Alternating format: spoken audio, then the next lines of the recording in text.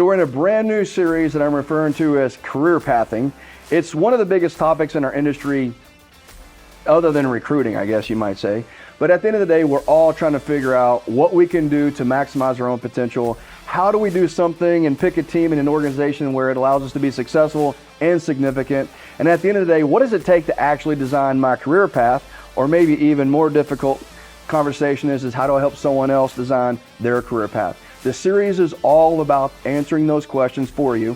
We're going to tackle the first stage of a career, which is around internships, in this episode.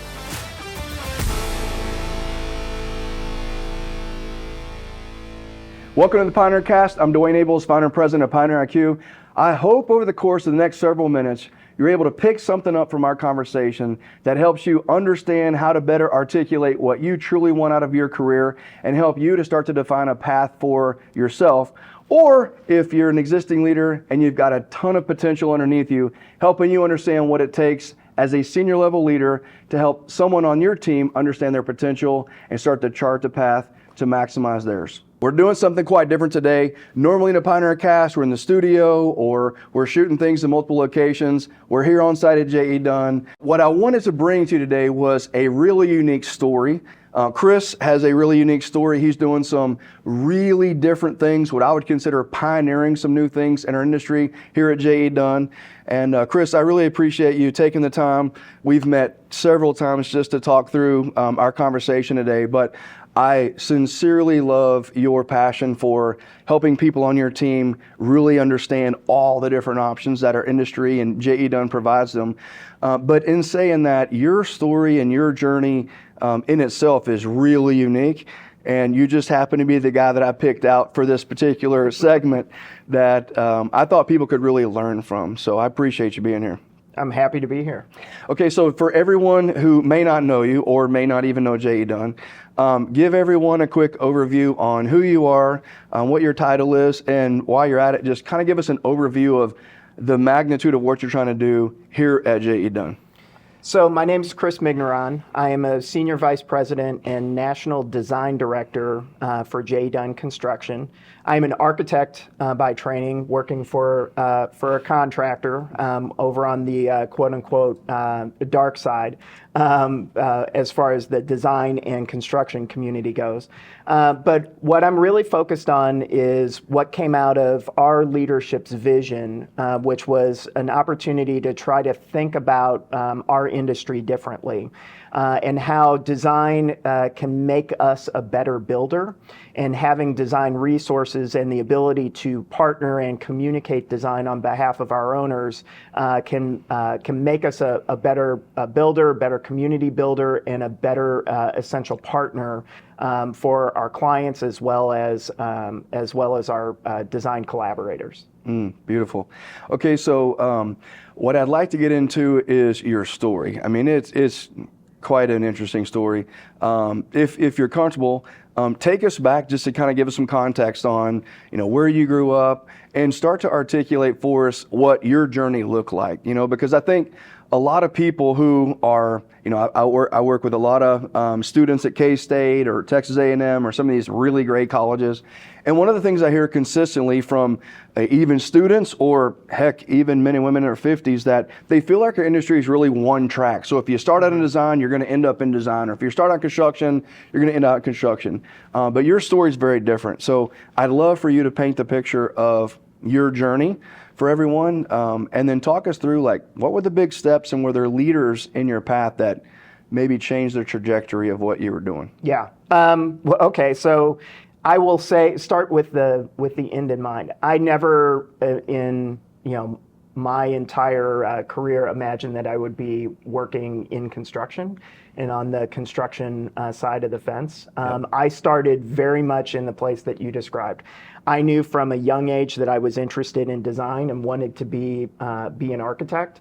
I always loved to draw as a kid, but was never artistic enough to think, oh, I'm going to be an artist with this. But I could draw straight lines. Mm-hmm. And I really had an interest in sports architecture. Yeah. Grew up a big sports fan.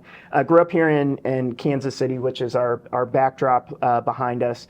which, as somebody that's interested in stadiums and sports architecture, this is a very fortunate place to grow up. It's almost like if you wanted to be in movies and you grew up in Los Angeles. Right.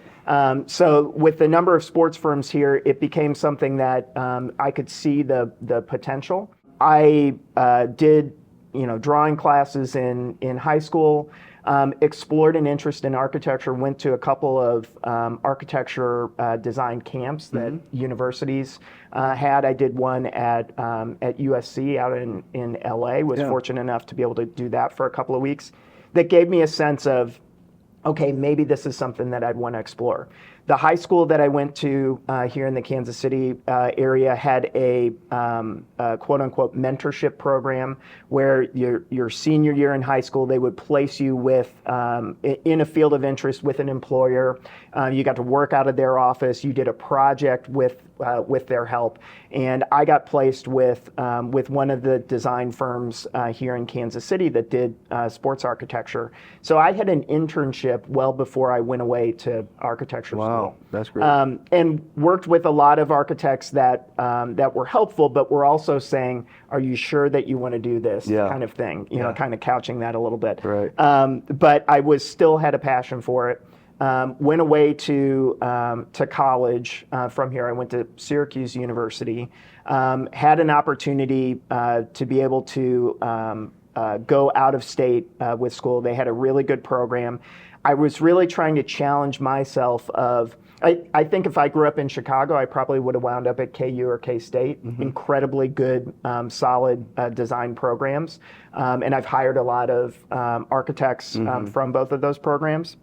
Or actually, I got into UT Austin was another one. But I think the opportunity to go to a new place and not necessarily go to college with everybody I went to high school with. Not that I had a bad experience, but I really wanted to experience something different. Pushed me to go do that. It was one of the best decisions that I made. Living in a whole other part of the country with, I was one of the few people from the Midwest that I even went to school with. I think they thought the Midwest was anything beyond Pittsburgh. So it was a whole other world to experience and learn from, and developed a really great network. I kept coming back to Kansas City over the summers while I was in school, and interned at the same place that I had my high school internship with. And so grew more and more with opportunities with them, got to travel for some projects that they were doing, worked on the Oakland arena that the Golden State Warriors played in, Oracle Arena, in a major renovation on that.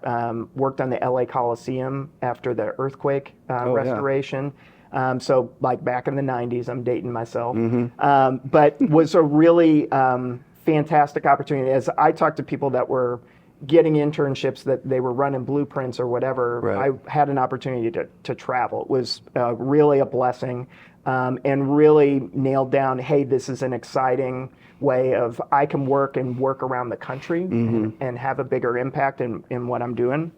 So finished architecture school, thought I would come home, save some money, work on my portfolio and head back east. And I thought I'd be in New York or Boston or DC or Philly, where a lot of my classmates were from.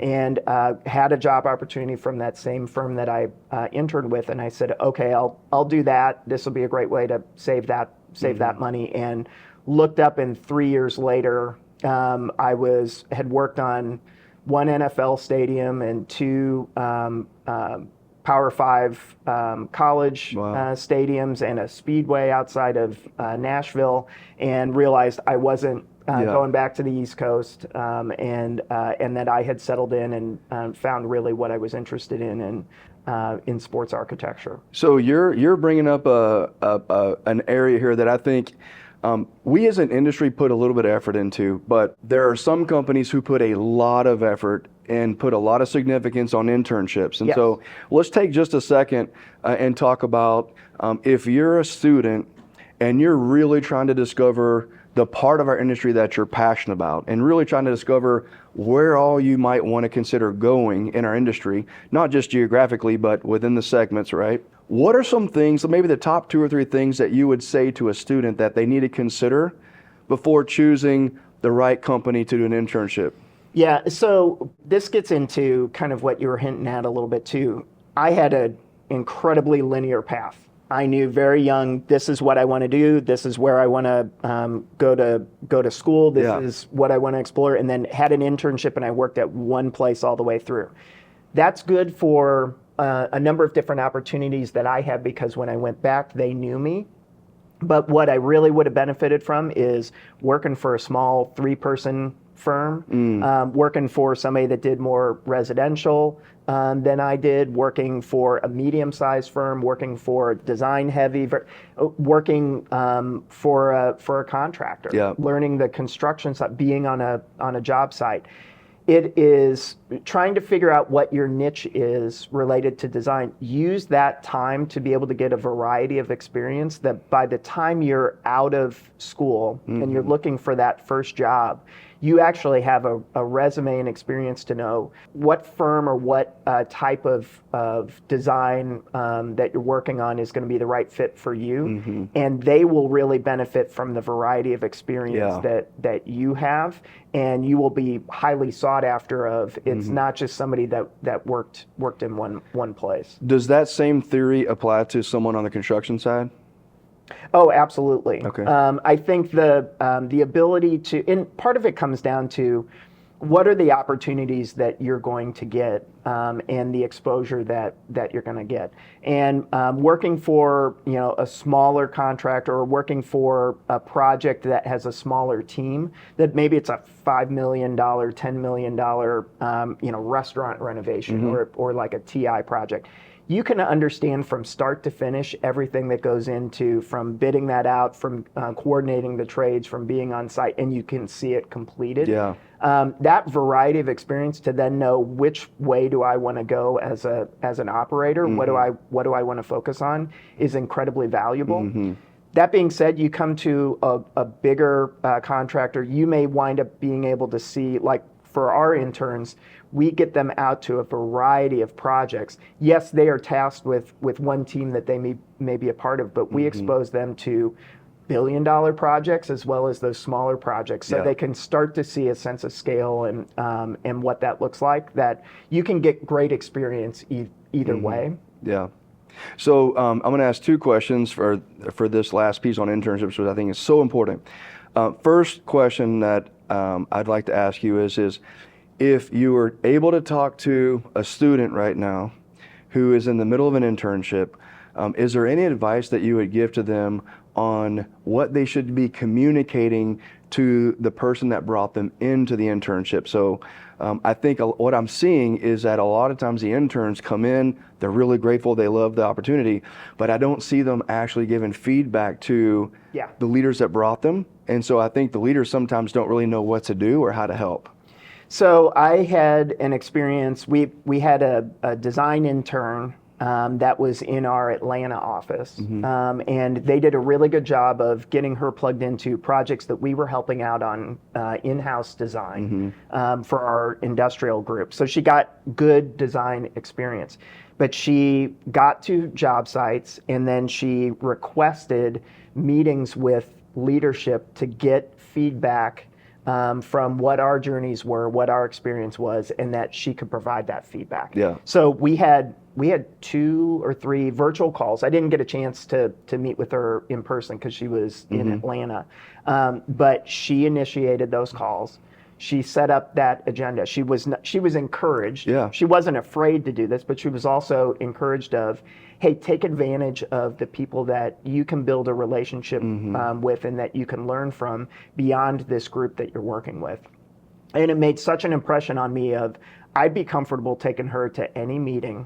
I would want to introduce her to clients or to project teams to show, look at the level of talent that we have, and look at somebody that has a passion and has an interest. And it made a really good impression versus maybe seeing them once or interacting with the project team, and you're kind of, I'm just an intern. I'm gonna be down here. It's like, no, take advantage of the opportunities that you have and the access that you have, and at least within our culture here, and I know it's the same when I was on the design side. People are more than willing to give that time because they remember when they were at that stage of their career and how much even that little bit of attention and feedback is really meaningful. You're making a great point. And if you're an emerging leader, if you're in an internship, or if you're considering an internship, one of the things I would really challenge you to think about is to realize that older guys like us really care and want your engagement, want to talk to you.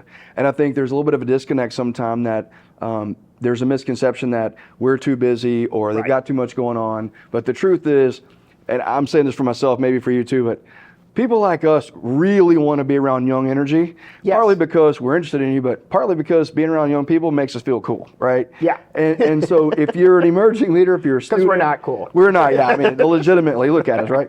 But I would just urge you, take interest in us as much, or in your leader as much as they're taking interest in you. They really do want to hear from you, even if it's not coming across. Well, and if they say no, or if they say, no, I don't have that time, then that's a flag for you of, maybe this isn't the right place that's going to support me. And you're learning that earlier rather than later, and you know what to look for. You know what is genuine. Great point. Okay, last question. If you are a leader in a construction company or design firm or a specialty trade company, what's some advice that you would give to them to truly leverage and maximize the potential of an internship experience? I think having a plan for what they are going to be involved in and structuring that in a way that it's meaningful. It's such a compressed period of time. And everybody knows, I mean, if you look at your schedule and how quickly time flies by, that summer is gone. And I think being purposeful of, hey, we want to accomplish these 2 or 3 primary goals for them. Let them be able to absorb that and have that experience, and what would make that meaningful, and plan that out in a way that there is a little structure to it, that they can build a network, they can get experience, they can get that exposure. Being purposeful about that and being organized is the best way to maximize their experience as young professionals, but also the benefit that you will get out of investing that time and resource, and know, hey, this is somebody that we definitely want to hire.